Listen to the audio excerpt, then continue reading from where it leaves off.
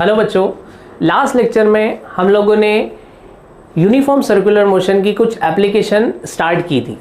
उसमें हम लोगों ने सबसे पहला पार्ट जो देखा था vehicle on a horizontal circular path, ठीक है, जिसमें हमारा रोड का जो सरफेस होता है वो हॉरिजॉन्टल होता है विद रिस्पेक्ट टू ग्राउंड, ठीक है, with respect to ground road का सरफेस हमारा हॉरिजॉन्टल था। सेकेंड जो देखा था हमने वेल ऑफ डेथ देखा था। इसमें कुछ हमने मिनिमम वेलोसिटी निकाली थी, कहीं मैक्सिमम वेलोसिटी निकाली थी। लाइक जो circular path vehicle on a horizontal circular path था उसमें हमने मैक्सिमम वेलोसिटी निकाली थी कि उस पाथ पे हमारी व्हीकल मैक्सिमम कितनी वेलोसिटी से चल सकती है, ठीक है, उसका एक इक्वेशन देखा था हम लोगों ने।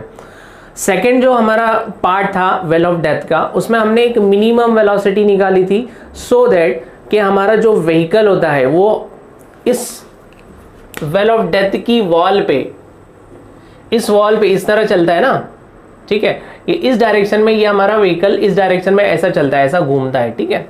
तो ये मिनिमम वेलोसिटी एक होनी चाहिए ना, क्योंकि इसका जो फोर्स है एक ग्रेविटेशनल फोर्स इसको हमेशा नीचे की तरफ खींचता रहेगा, ठीक है। तो ये फोर्स को अपोज करने के लिए हमें एक मिनिमम वेलोसिटी लगती है सो दैट कि ये उस जगह पे रहे।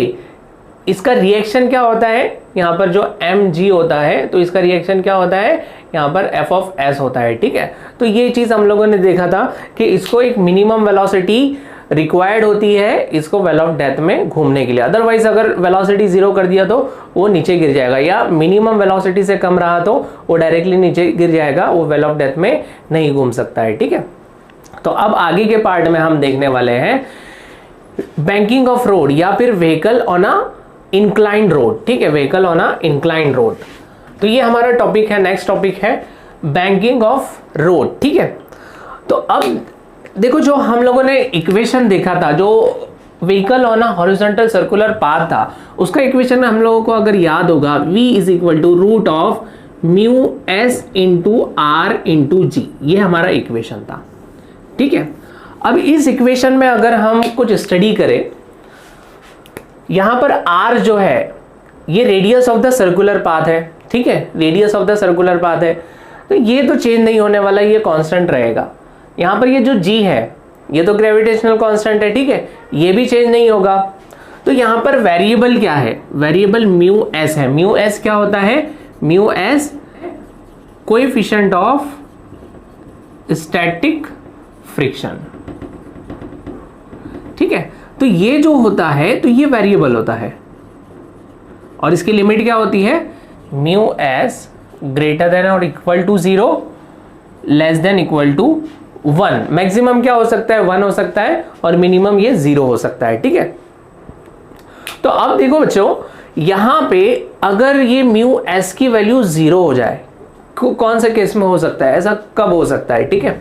यहां पर व्हीकल हमारा सर्कुलर पाथ पे चल रहा है, ठीक है, ये यहां पर हमारा व्हीकल चल रहा है। अब ये क्या है, फ्रिक्शन का कोएफिशिएंट है, ठीक है। और फ्रिक्शन किसके बीच में है, दो सरफेस के बीच में होता है। और दो सरफेस कौन सी है, एक तो ये हमारा टायर का सरफेस होता है और ये एक रोड का सरफेस होता है, ठीक है। तो ये दोनों के बीच में जो फ्रिक्शन हमारा आता है तो उसका कोएफिशिएंट है, ठीक है। अगर ये फ्रिक्शन 0 हो जाए, मींस ये coefficient of friction mu S अगर 0 हो जाए, म्यू एस अगर 0 हो जाए तो क्या होगा, 0 किस केस में हो सकता है, फॉर एग्जाम्पल यहां पर रोड पे कुछ ऑयल पड़ा हुआ है, ठीक है, गाड़ियों में से ऑयल गिरता है ना, तो अगर यहां पर ऑयल गिरा हुआ है तो ऑयल की वजह से क्या होगा, वहां पर वो सरफेस स्लिपरी हो जाएगी, उसका फ्रिक्शन कम हो जाएगा या 0 भी हो सकता है, ठीक है। तो इस केस में क्या होगा कि जो हमने मैक्सिमम वेलोसिटी निकाल रखी है ना, तो उस वेलोसिटी पे अगर व्हीकल जाती है तो भी वहां से उसका एक्सीडेंट होने के चांसेस है, ठीक है। तो यहां पर इसका फ्रिक्शन अगर 0 हो जाता है, f of s is equal to 0 हो जाता है, तो यहां पर एक्सीडेंट डेफिनेटली होगा। इस कर्व पाथ पे व्हीकल घूम ही नहीं सकती है, इस कर्व पाथ पे व्हीकल चल ही नहीं सकती है, ठीक है, इस डायरेक्शन में चल ही नहीं सकती है अगर इसका फ्रिक्शन 0 हो जाए। मींस इसकी स्पीड का पूरा डिपेंडेंसी किस पे है, म्यू एस पे है, ठीक है, इसकी पूरी डिपेंडेंसी किस पे है, म्यू एस पे। अगर म्यू एस 0 हो जाता है या कम हो जाता है तो यहाँ पर एक्सीडेंट होने के चांसेस बहुत बढ़ जाते हैं कर्व पाथ पे। तो इसका कोई सॉल्यूशन हमारे पास होना चाहिए कि अगर इन केस यहाँ पर ऑयल गिर जाता है, इसका फ्रिक्शन कम हो जाता है, इसका फ्रिक्शन खत्म हो जाता है, तो भी हमारा एक्सीडेंट नहीं होना चाहिए। इसका कोई सॉल्यूशन हमारी फिजिक्स में होना चाहिए। तो उसका सॉल्यूशन हमारे फिजिक्स ने क्या निकाला, बैंकिंग ऑफ रोड मीन्स जो रोड पे हमारी व्हीकल चल रही है उस रोड को थोड़ा बैंक कर दो, कुछ इंक्लाइन कर दो। तो बैंकिंग ऑफ रोड क्या होता है, पहले हम वो उसकी डेफिनेशन देखते हैं। बैंकिंग ऑफ रोड को किस तरह डिफाइन कर रहे हैं हम, मेकिंग लाइक यहाँ पर हमारा ये सरफेस का इस तरह ये सर्कुलर पाथ है ना, हमारा ये सर्कुलर पाथ इस तरह जा रहा है और यहाँ पर हमारा फॉर एग्जांपल सेंटर है, ठीक है। तो ये हमारा इनर सरफेस हो गया, इनर एज हो गया, और ये आउटर एज हो गया, ठीक है। तो यहां पे मेकिंग आउटर एज कौन सा है मेरा, ये आउटर एज है। Inclined at some angle theta, इसको हमें इंक्लाइन करना है एट सम एंगल थीटा, किसके रिस्पेक्ट में, इनर एज के, मीन्स यहां से इसको थोड़ा इंक्लाइन कर देना है, ठीक है। तो ये आउटर एज है तो मैं इसको थोड़ा ऊपर इंक्लाइन कर देता हूं और इस सरफेस को मैं इस तरह बना देता हूं, ठीक है। With respect to horizontal, with respect to inner edge भी बोल सकते हैं या फिर हॉरिजॉन्टल भी बोल सकते हैं, हॉरिजॉन्टल सरफेस, ठीक है। With respect to horizontal surface इसको हमने थोड़ा इंक्लाइन कर दिया। ये रोड के जो पाथ है, रोड का पाथ है, तो इस पाथ को हमने इंक्लाइन कर दिया with respect to horizontal at some angle theta, angle पे हमने इसको इंक्लाइन कर दिया है, ठीक है। तो अब इस तरह करने से हमें फायदा क्या होगा, अब इस तरह करने से क्या फायदा होगा, अगर इन केस यहां पर फ्रिक्शन 0 भी हो जाता है तो भी हमारा एक्सीडेंट नहीं होगा, फिर भी हमारी गाड़ी, हमारी व्हीकल जो है तो वो एक्सीडेंट से बच सकती है, ठीक है। वो कैसे बच सकती है, अब हम उसके लिए कुछ डेरिवेशन करेंगे, उसका इक्वेशन देखेंगे, वो इक्वेशन से हमें ऑटोमेटिकली समझ में आ जाएगा कि ये अब बिना फ्रिक्शन के भी हमारी व्हीकल किस तरह एक्सीडेंट से बच सकती है। ये रोड है, इंक्लाइंड रोड है, ठीक है। With respect to horizontal theta angle पे हमने इसको इंक्लाइंड किया है। अब यहां हमारी व्हीकल चल रही है,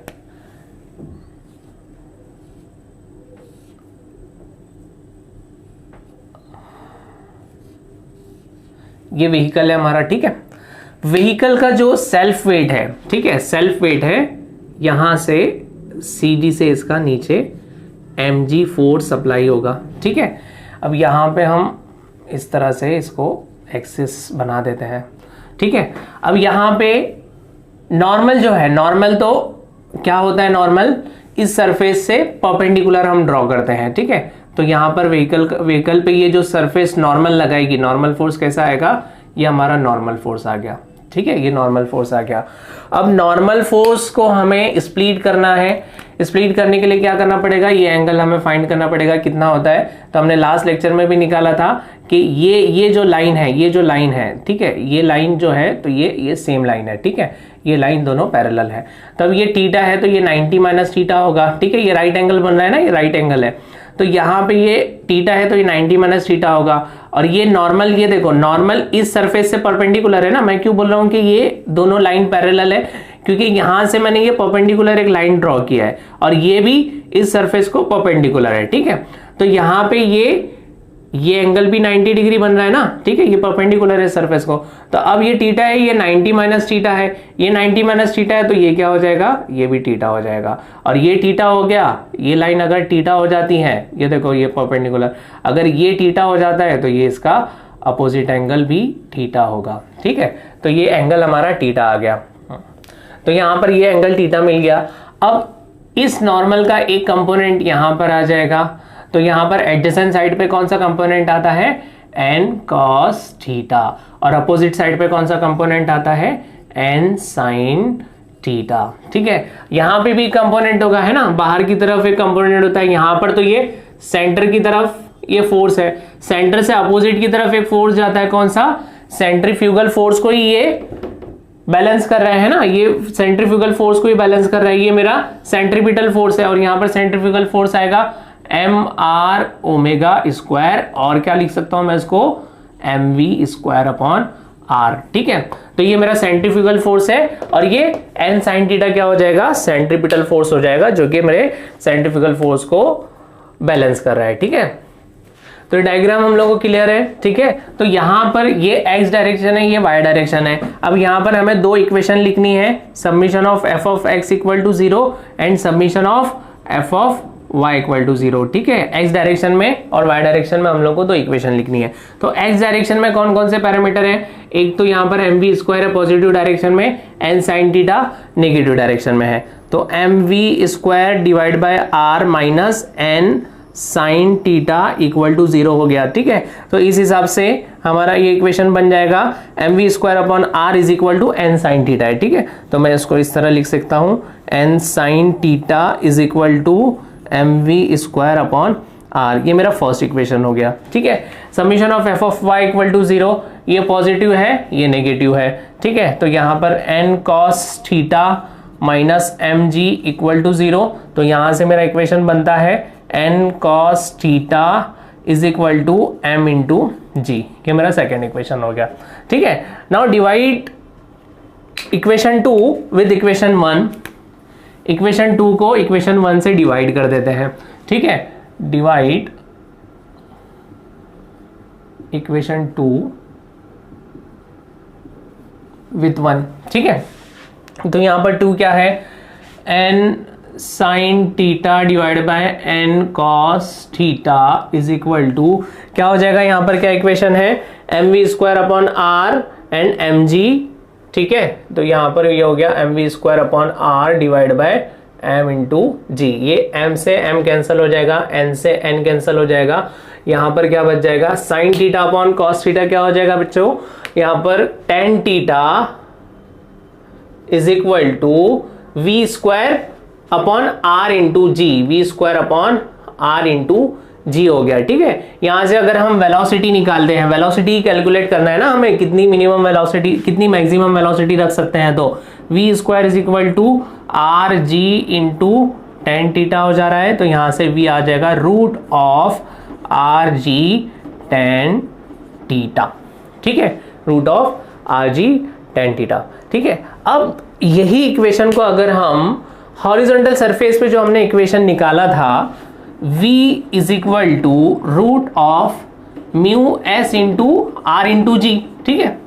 यहां पर r इंटू जी तो यहां भी है और यहां भी है, बट यहां पे म्यू एस की जगह अब टेन थीटा आ गया है ना, मीन्स जो पैरामीटर, जो फ्रिक्शन पैरामीटर था, जो हमारे कर्व पाथ पे, सर्कुलर पाथ पे हम लोगों को गाड़ी को बाहर जाने से रोक रहा था, गाड़ी का एक्सीडेंट होने से रोक रहा था, अब उसकी जगह कौन वर्क कर रहा है, उसकी जगह टेन थीटा वर्क कर रहा है, ठीक है। टेन थीटा मतलब ये जितना इंक्लाइंड रहेगा, टेन थीटा की वैल्यू क्या हो सकती है, टेन थीटा की maximum, tan theta should be greater than 0 equal to 0 and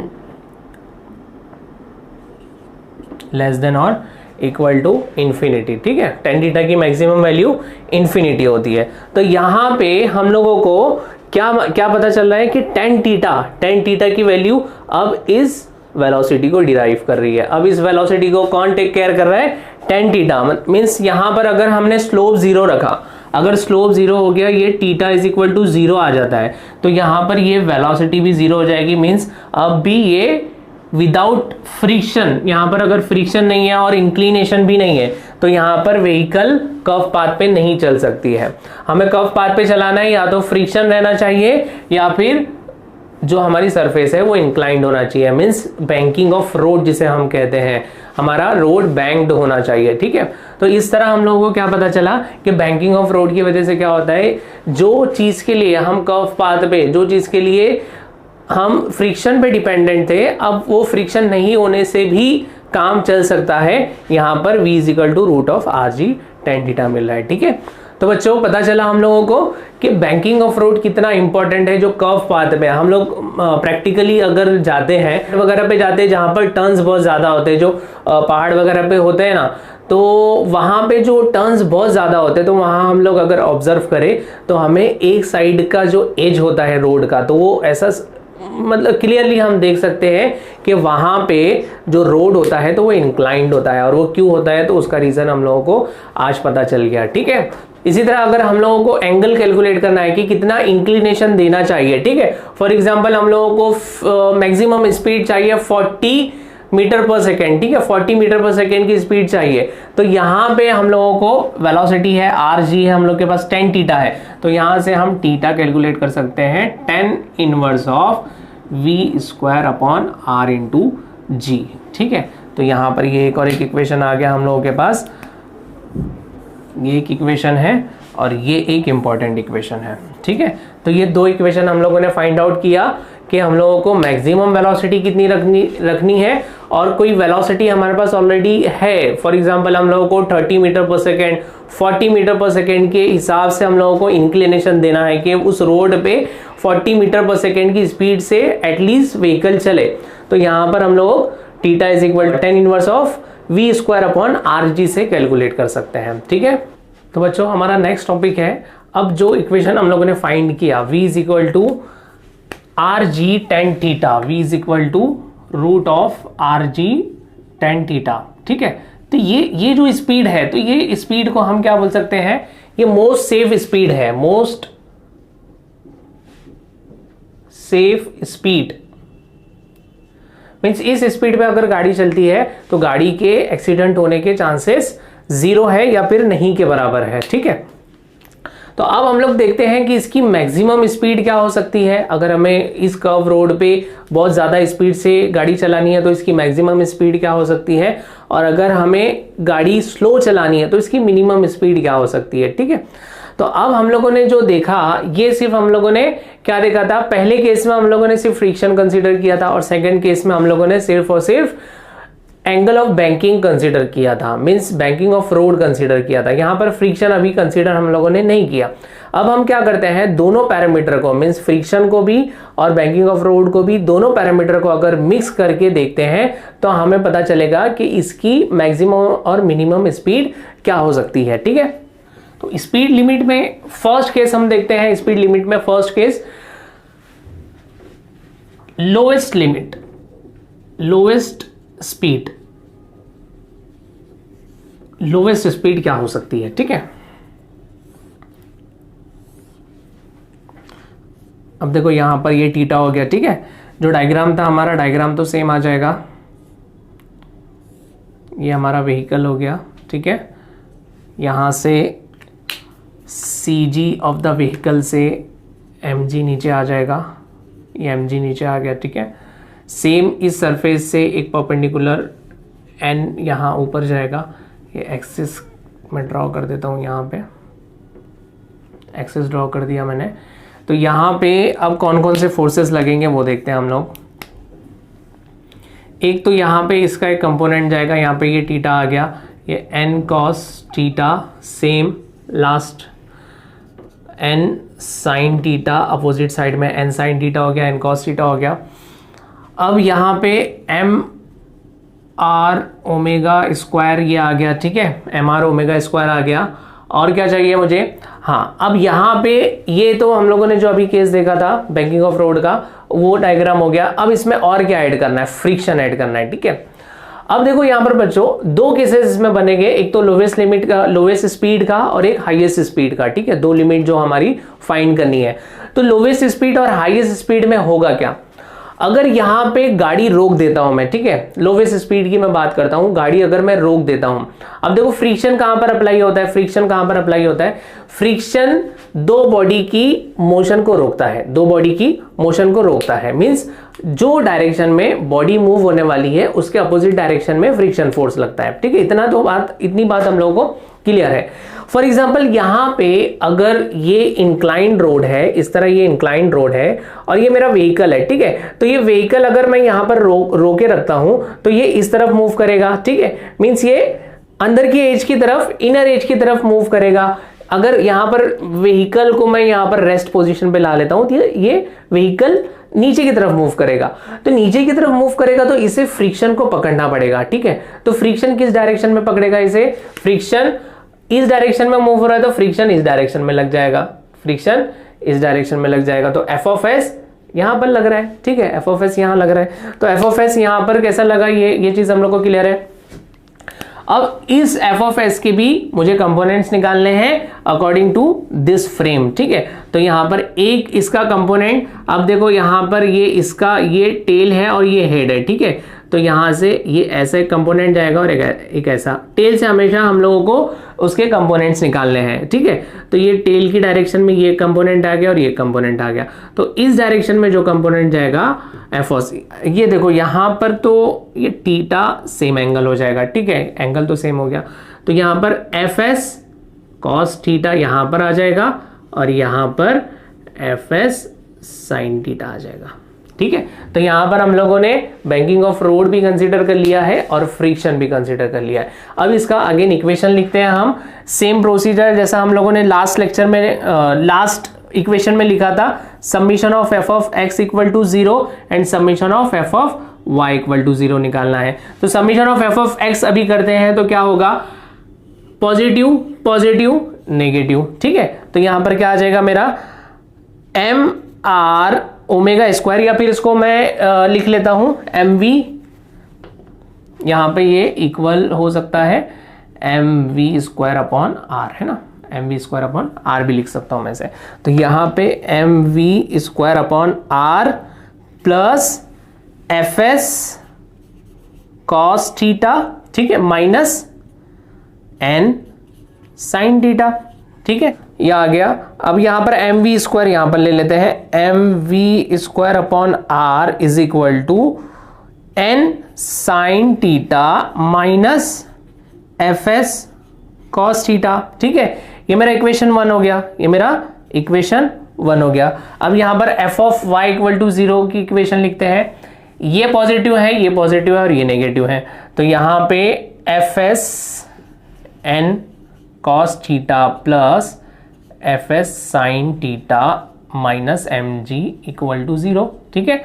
अब यहां पे एम जी को उस साइड लेके चले जाते हैं, तो ये इक्वेशन बन जाएगा M G is equal to positive आएगा N cos theta plus F S sine theta, ये मेरा इक्वेशन 2 आ गया, ठीक है, ये इक्वेशन 2 आ गया।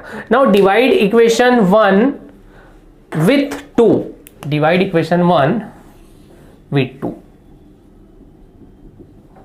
डिवाइड 1 विथ 2, ठीक है। तो यहां पर फर्स्ट इक्वेशन ये है, ये फर्स्ट इक्वेशन लिख देता हूं मैं, M V square upon R divide by second equation का M G left hand side पे है, इसका राइट हैंड साइड पे क्या है, N sine theta minus F S cos theta divide by N cos theta plus F S sine theta, N cos theta plus F S sine theta, ठीक है। ये equation हो गया मेरा। एफ एस की इक्वेशन क्या है, एफ एस की वैल्यू क्या पुट कर सकते हैं हम, F S is equal to mu S into N. F S क्या लिख सकते हैं हम, F S is equal to mu S into N, F S is equal to mu S into N, ठीक है। तो अब एफ एस की वैल्यू हम पुट करते हैं यहाँ पे, एफ एस की वैल्यू अगर यहाँ पर पुट कर देते हैं तो ये हो जाएगा M V square upon R divide by M G equal to, इसको आर एम जी साथ में लिख देता हूं, M into R G equal to N sine theta minus mu S into N cos theta divide by N cos theta plus mu S into N sine theta, ठीक है। अब यहां देखो कैंसिल कर देते हैं, एम एम कैंसिल हो गया, तो ये बच गया वी स्क्वायर अपॉन आर जी।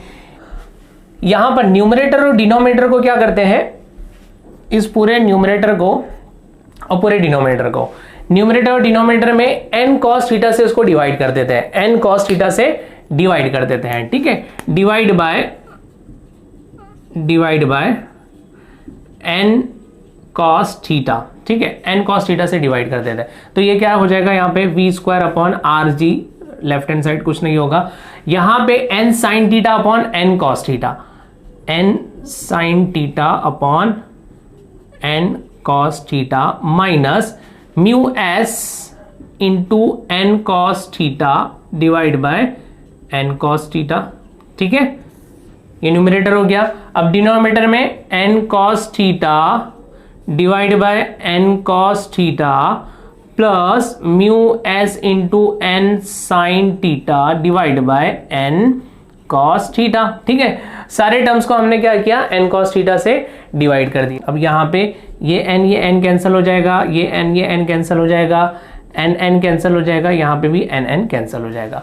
अब sine theta divide by cos theta क्या हो जाएगा, V square upon R G, ये आ गया मेरे पास, is equal to sine theta upon cos theta हो जाएगा टेन थीटा माइनस यहाँ क्या बच जाएगा, कॉस थीटा भी कैंसिल हो जाएगा, म्यू एस बच जाएगा, म्यू एस डिवाइड बाय, अब यहाँ क्या बच जाता है, कॉस थीटा ये भी कैंसिल हो जाएगा, 1 plus mu S into sine theta, cos theta क्या हो जाएगा, ये टेन थीटा हो जाएगा, तो यहाँ पर 1 plus mu S into tan theta. तो अब यहाँ पर ये मेरी इक्वेशन बच गई, V square is equal to tan theta minus mu S divide by 1 plus mu S tan theta. ठीक है, तो यहाँ पर अगर वी स्क्वायर की इक्वेशन निकालूं या वी की इक्वेशन निकालता हूं तो ये वी की इक्वेशन आ जाती है equal to root of R G into tan theta minus mu S upon 1 plus mu S into tan theta.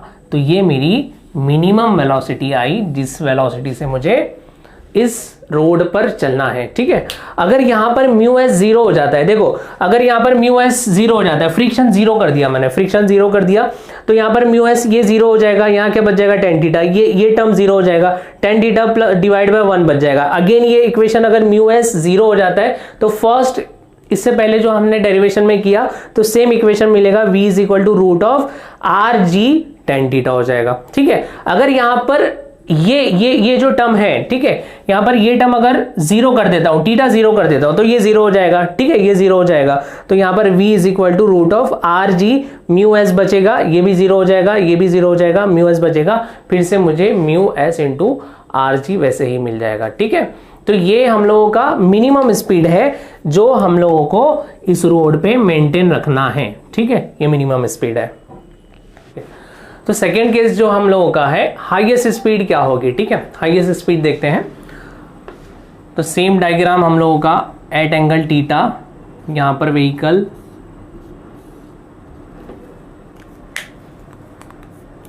नीचे की तरफ इसका mg आ गया।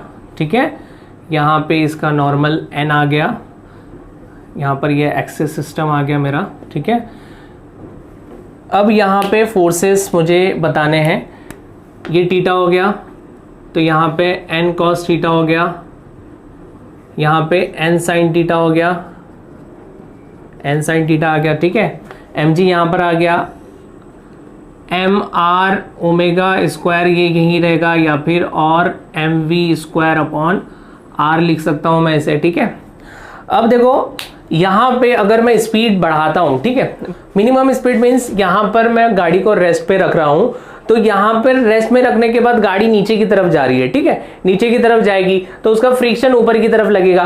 बट अगर गाड़ी बहुत ज़्यादा स्पीड से चलेगी, गाड़ी बहुत ज़्यादा तेज़ रफ्तार से चलेगी, तो क्या होगा, तो अब ये गाड़ी बाहर जाने की कोशिश करेगी, तो बाहर जाने की कोशिश करेगी तो गाड़ी की मूवमेंट यहाँ पर होगी, आउटवर्ड होगी। ठीक है, ये आउटर एज की तरफ होगी, तो इसका जो फ्रिक्शन रहेगा तो वो इनर एज की तरफ लगेगा। फ्रिक्शन कहाँ लगेगा, इसका फ्रिक्शन इनर एज की तरफ लगेगा। तो यहाँ पर ये मेरा एफ ऑफ एस लग रहा है। ठीक है, तो मैंने क्या बताया कि हमेशा स्प्लिट, अब ये फ्रिक्शन एफ एस जो लगा हुआ है तो इसको भी हमें इसके कंपोनेंट्स निकालने होंगे, क्योंकि हम लोग को इक्वेशन में लिखना है। तो यहाँ पे इसके जो कंपोनेंट्स निकालने हैं, तो एज से इसका जो टेल होता है तो वहां से हम लोगों को इसको स्प्लिट करना है, यहां से ये इस तरह कंपोनेंट आएंगे। ठीक है, तो यहाँ पर ये कंपोनेंट क्या आ जाता है, ये थीटा है तो ये भी थीटा होगा, है ना, ये थीटा है तो ये भी थीटा हो जाएगा। तो यहाँ पे हो जाएगा एफ एस है ना, एफ एस कॉस थीटा, और यहाँ पर एफ एस साइन थीटा। ठीक है, F S cos theta and F S sine theta. तो यहाँ पे अब हम लोगों को ये फोर्सेस क्लियर है, यहाँ पर N cos theta positive direction में, F S sine theta negative direction में। ठीक है, अब यहाँ पर इक्वेशन लिख देते हैं हम, summation of F of X equal to 0 and summation of F of Y equal to 0। ठीक है, यहाँ पे summation of F of X की अगर बात करें तो M V square upon R positive direction में, ये नेगेटिव डायरेक्शन में, M V square upon R minus N sine theta minus F S cos theta. ठीक है, तो यहां से M V square upon R is equal to N sine theta plus F S cos theta. ठीक है, ये मेरा इक्वेशन फर्स्ट हो गया। यहाँ पर summation of F of Y equal to 0, तो यहाँ पर M G negative direction, F S sine theta negative और ये पॉजिटिव, तो यहाँ पर N cos theta minus F S sine theta minus M G equal to 0। ठीक है, तो यहाँ पर एम जी की इक्वेशन लिखना है मुझे, एम जी इक्वल टू क्या हो जाएगा, N cos theta minus F S sine theta. ठीक है, तो ये मेरा इक्वेशन 2 हो गया। Now divide equation 2 with respect to, sorry divide equation 1 with respect to 2। मुझे क्या करना है, डिवाइड 1 बाय 2। ठीक है, तो यहां पर first equation M V left hand side क्या है, M V square upon R divide by M G equal to, यहां पर राइट हैंड साइड में क्या है, N sine theta plus F S cos theta, N sine theta plus F S cos theta, और यहां पे राइट हैंड साइड पे क्या है, N cos theta minus F S sine theta, N cos theta minus F S sine theta. ठीक है, जो last derivation हम लोगों ने किया था, F S is equal to mu S into N, ये वैल्यू हम लोग को रखना है। ठीक है, म्यू एस इंटू एन। अब एफ एस की वैल्यू रख दी हम लोगों ने यहाँ पे, तो एम एम कैंसिल कर देते हैं, V square upon R G is equal to N sine theta plus F S की value mu S into N रखना है, mu S into N cos theta divide by N cos theta minus mu S into N sine theta. ठीक है, same procedure जो हम लोगों ने last derivation में किया था, एन कॉस थीटा से ऊपर और नीचे डिवाइड करते थे, तो क्या बच जाएगा, V square upon R G divide by, यहां पर लिख दो divide by N cos theta. ठीक है, यहां पे तो यहां हम लोगों को N sine theta divide by N cos theta क्या हो जाएगा, एन एन कैंसिल हो जाएगा, बच जाता है tan theta plus mu S, N cos theta cancel हो जाएगा, म्यू एस बच जाएगा। ठीक है, अब यहां पर N cos theta cancel minus mu S, N N cancel, sine theta cos theta tan theta हो जाएगा। तो ये जो डेरिवेशन मुझे मिल रही है, ये डेरिवेशन यहां से v is equal to root of R G into tan theta plus mu S upon 1 minus mu S into tan theta, ये मेरी मैक्सिमम वेलोसिटी है। इतनी मैक्सिमम वेलोसिटी रख सकता हूं, इसके आगे अगर जाता हूं तो गाड़ी का एक्सीडेंट होने के चांसेस हो जाएंगे। ठीक है, इसी तरह अगर यहां पर म्यू एस 0 रख देते, ये अगेन क्या हो जाएगा, आर जी टेन थीटा हो जाएगा। टेन थीटा अगर थीटा 0 रख देते हैं, यहाँ 0, तो ये म्यू एस क्या हो जाएगा, आर जी म्यू एस हो जाएगा। ठीक है, तो ये मैक्सिमम वेलोसिटी और मिनिमम वेलोसिटी की डेरिवेशन थी और ये उसके फॉर्मूले थे। तो इसकी मैक्सिमम वेलोसिटी इतनी हो सकती है, यहां तक हो सकती है, इससे कम हो सकती है, इससे ज्यादा नहीं हो सकती है। ठीक है, ये मेरी मैक्सिमम लिमिट है। ओके।